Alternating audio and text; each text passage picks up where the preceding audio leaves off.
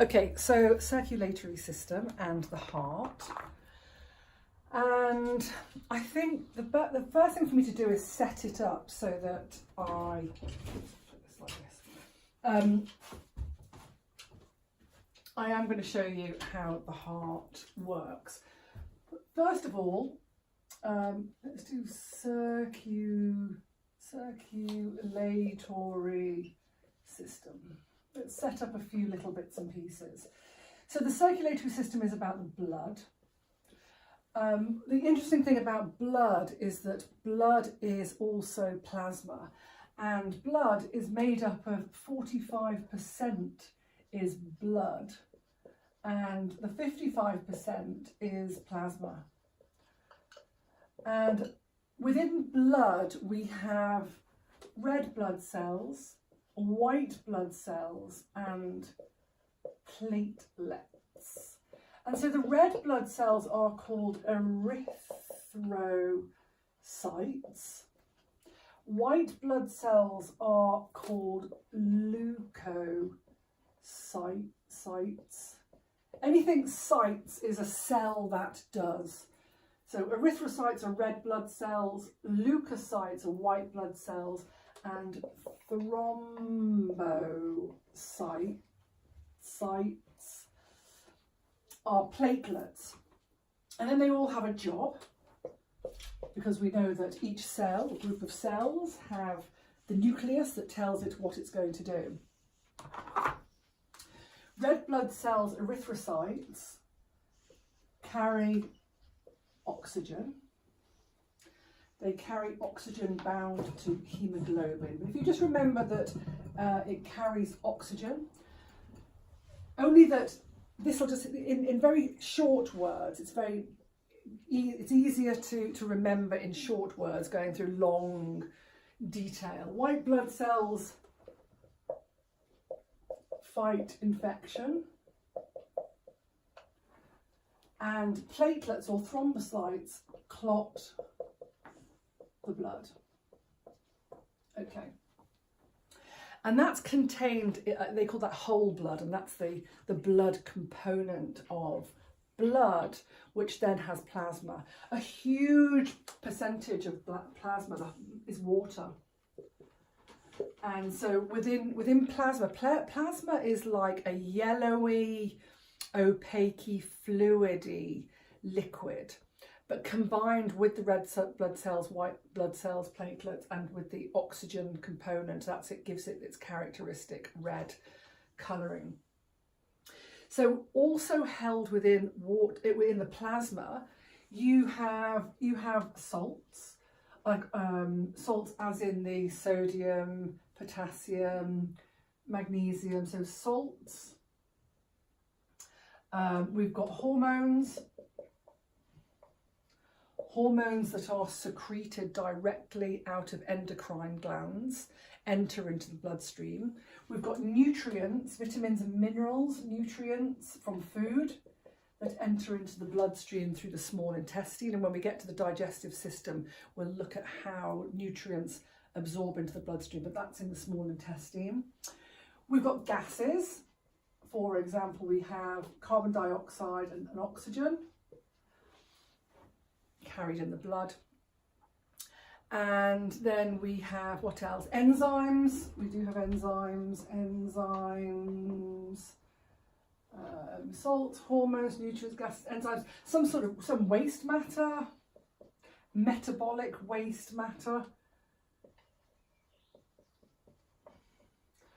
And there might be more, but I can't remember at the moment. So gases, salts, hormones, enzymes, and hormones and antibodies as well. Antibodies. There may be more, but that'll do. So this is all within blood, and this travels all around the body. So we have the body, and blood travels everywhere, and we know that blood travels everywhere because we bleed. And when we cut ourselves, we bleed. And so from the heart, we have oxygenated blood travelling around the body, everywhere. Oxygenated blood travelling around. And blood travels all into the organs. Every organ has a blood flow, and it travels around the body delivering goodies, and they represent the oxygenated blood with the colour red in books. So when you look at in the manuals and the literature, it's all oxygenated blood is red, and these are the arteries. So arteries carry oxygenated blood, and from the heart, it goes from the heart, and we'll look at the heart in a minute. So from the heart around the body.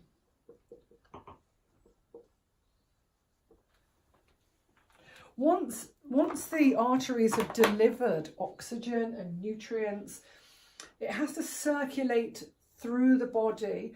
It takes about a whole minute for the blood to circulate from the heart all around the body. We have roughly just under 2 litres of blood circulating all around the body at any one time. Or the red blood cells, there's something like, is it something like 5 million or 5,000, I can look that up, or perhaps you can look it up, per mil. So if you think of a teaspoon as being 5 mil, per mil there are thousands, if not millions, of red blood cells in 1 mil. So they're microscopic cells, and they last 120 days. This is in our manual. So they last 120 days. And then every 120 days, well, they're always renewing, but every 120 days, the blood that's been created in the bone marrow, that's circulated around the body, will then be excreted out as waste in your poo. Once it's finished a certain degree of its life, it goes to the spleen, and the spleen is a reservoir for extra blood should you need extra blood. And then it's sent back to the digestive system to be excreted out. Once it's delivered the oxygen into the organs or into the area of the body it's then carried back to the heart to be re-oxygenated. That's a little bit high for the heart. Let's do it like there actually are 2 pipes in, which you'll see that's a little bit more accurate now. So as we know, we're looking at the body anatomically. This is always the left and this is always the right, and we find the heart here. So deoxygenated blood, once it's oxygenated and delivered, it then emerges and becomes what's called deoxygenated. So they are carried in veins. Carry deoxygenated blood from the body, and I'm going to put into the heart because this in here helps you remember here, and arteries away. We can put a little away in there so to help you. Arteries away from the heart, like that. This is just a way to remember it if it's fresh for you. Into the heart. So veins carry deoxygenated blood from the body into or via up to the heart. Some people via veins. Okay, so this is a general rule, needs to be remembered. I can't take a photograph. You take a photograph of it, we can send it to our other student. Or I can screenshot that. Yep. Perfect. Okay. So this, once you get this as a general rule, we're then going to look at how blood is pumped around the body, and that is through the heart.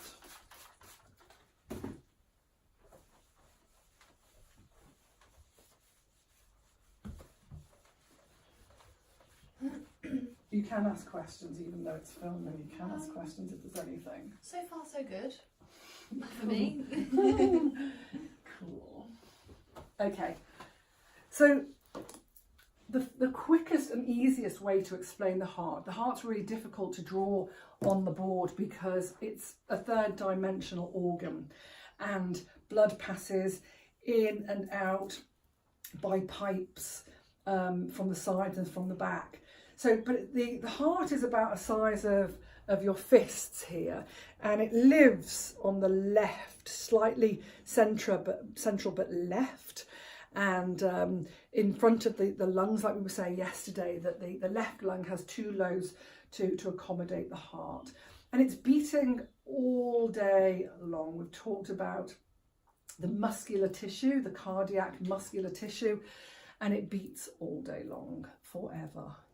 And so it's split up into 4 chambers. Let's draw like so. And this is the right side. And this is the left side.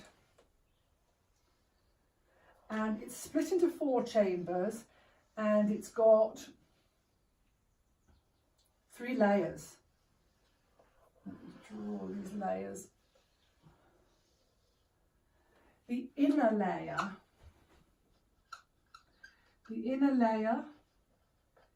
is the endocardium. And that has like the epithelial tissue, the lining that we talked about, that has it smooth and creates that smooth, lubricated lining. And so that's the lining. The middle layer is called the myocardium. And this is the muscular layer. And anything myo, when you see myofascia, myofibril, myocardium is the muscular layer, and that gives it's the cardiac muscle. And the outer layer is called the pericardium, and this is the heart protector. It's the heart protector, and it keeps the heart in place, and it holds the heart in place, the pericardium. So the endocardium, myocardium and pericardium is the inner, middle and outer layers of the heart. The heart is separated in the middle by a septum. This upper right chamber is called the right atrium. This upper left chamber is called the left atrium. This lower chamber on the right is called the right ventricle. And this lower left is called the left ventricle. Okay? So, then, around the body,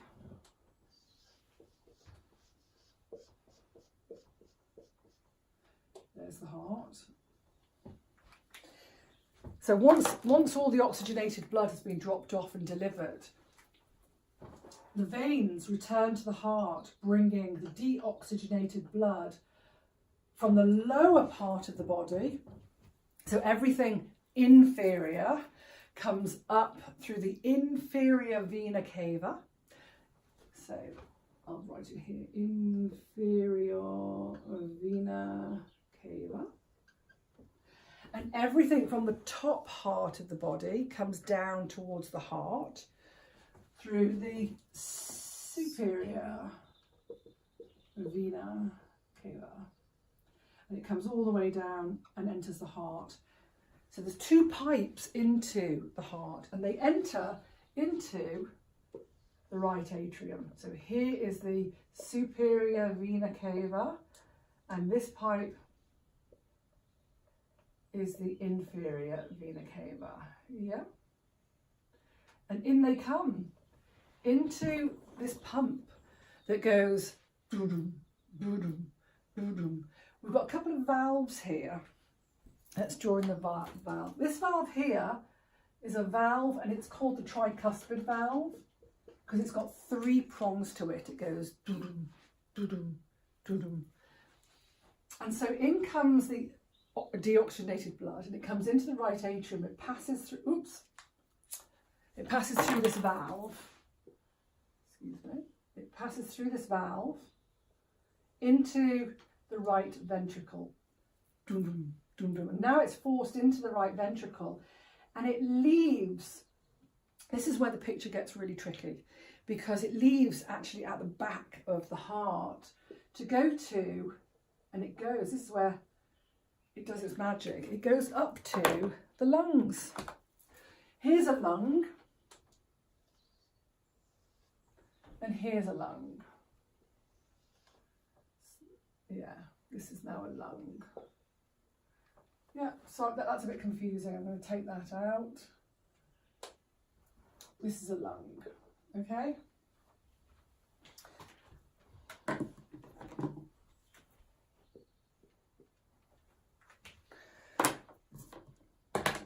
Okay, so it goes up to the lung, and it goes up to the lung, and it enters into the lung, and this is where the magic happens, and it happens bilaterally.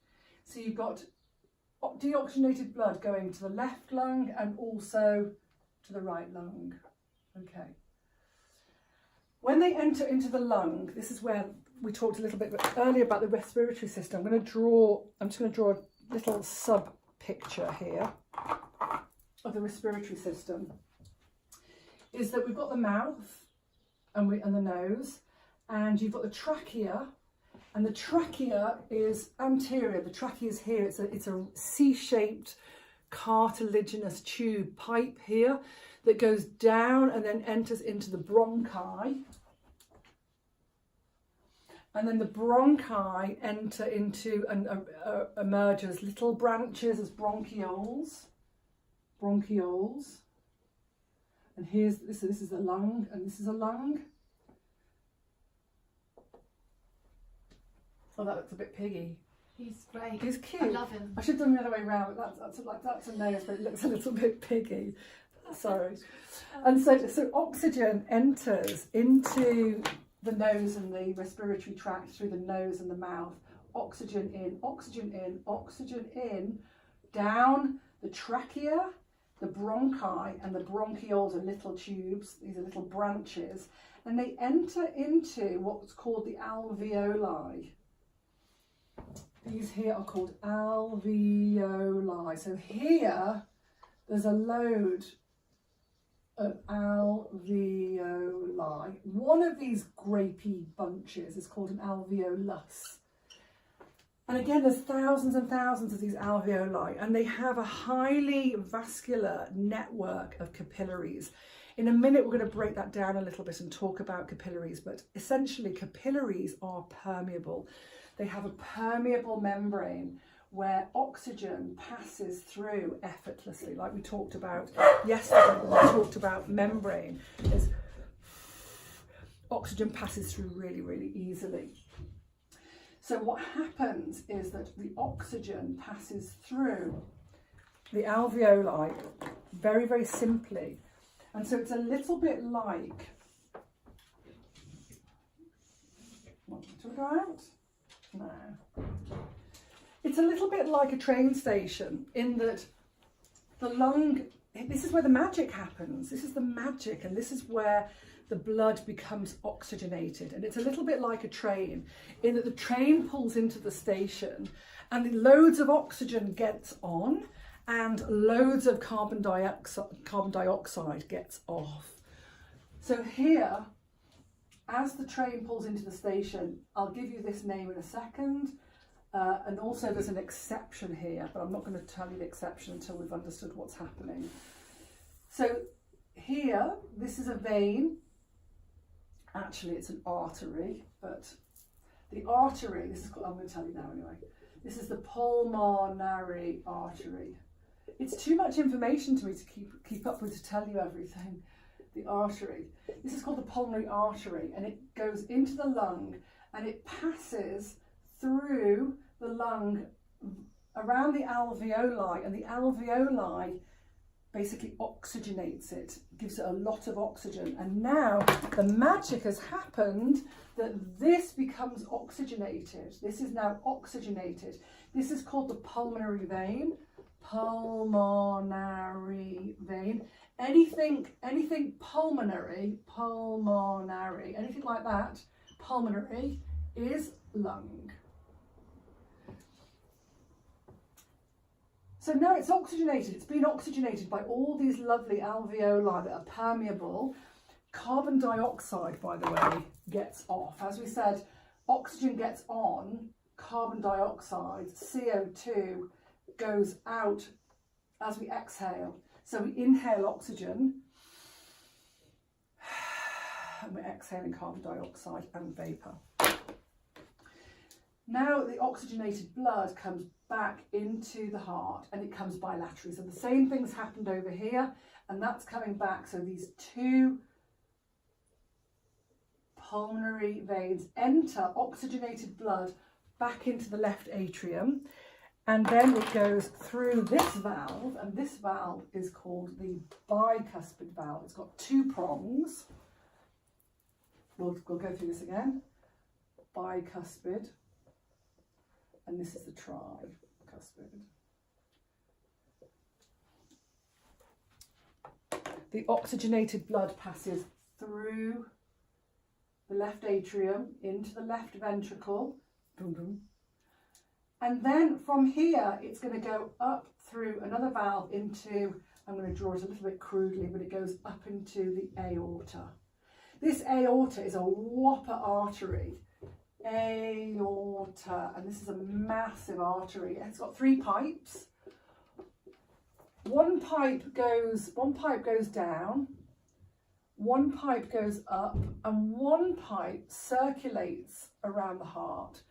This aorta is called the descending aorta. This is the ascending aorta. And this is called, I think it's called the coronary. Yeah, it's called the coronary artery. And it's the coronary artery, or coronary, leaving the aorta, the coronary artery circulates around the heart, giving it its own blood supply. The descending aorta sends blood down, anything inferior, and the ascending aorta sends it superiorly. Okay, so here's the journey one more time. Are you ready for the little run through? Awesome. Go. And action. Okay, so deoxygenated blood comes up from the body and down from the body into the right atrium. It goes through the right atrium, through the tricuspid valve into the right ventricle. It then goes up to the lungs where the magic happens. It gets oxygenated by diffusion from the alveoli of the lungs, where the highly vascular network, capillary, permeates oxygen through. It goes through the pulmonary artery and it diffuses and becomes oxygenated. And then it's the pulmonary vein returns back to the left atrium, through the left atrium, through the bicuspid valve, into the left ventricle, up to the aorta and around the body. And it's pumping that, like I said, that's pumping all the time, and that's your heart rate. That's dun dun dun dun dun dun. That's how many beats per minute is your heart rate. The blood pressure is at what velocity the blood's going through the arteries. The exception that I have to break to you is that the exception here, usually we've just learned that arteries carry oxygenated blood and veins carry deoxygenated blood. There's one exception here. In this pulmonary artery, leaves the heart and goes to the lungs. It's called an artery and it carries deoxygenated blood. This vein returns. This is a vein that carries oxygenated blood. It's the only exception. Everywhere else, the arteries do have names, and they are like the femoral artery, the carotid artery, and the veins all have names as well, and they supply blood to all those areas. That's pretty much it. The only other thing is that each side has, we might take a photograph of this or get a screenshot of this if I just stand out of the way so I can screenshot that. It's got a bit of a reflection on it, but maybe if you get a picture without a reflection. That each side is called, one's called the pulmonary circulation and one's called the systemic circulation. In that this side here has its own circulation. This right side basically goes from the heart to the lungs, from the heart to the lungs, from the heart to the lungs, from the heart to the lungs. And this side here is called the pulmonary circulation. And then we have this side that goes from the lungs to the heart, from the lungs to the heart and round the body, from the lungs to the heart and then round the body, from the lungs to the heart and round the body, and this is called the systemic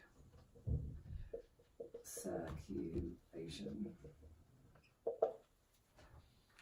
There's loads more. I'm gonna stop that bit, and then we'll break down have a look at the artery, like the structure of an artery and the structure of a vein. Thank you so much for watching and tuning in. Hope that was helpful.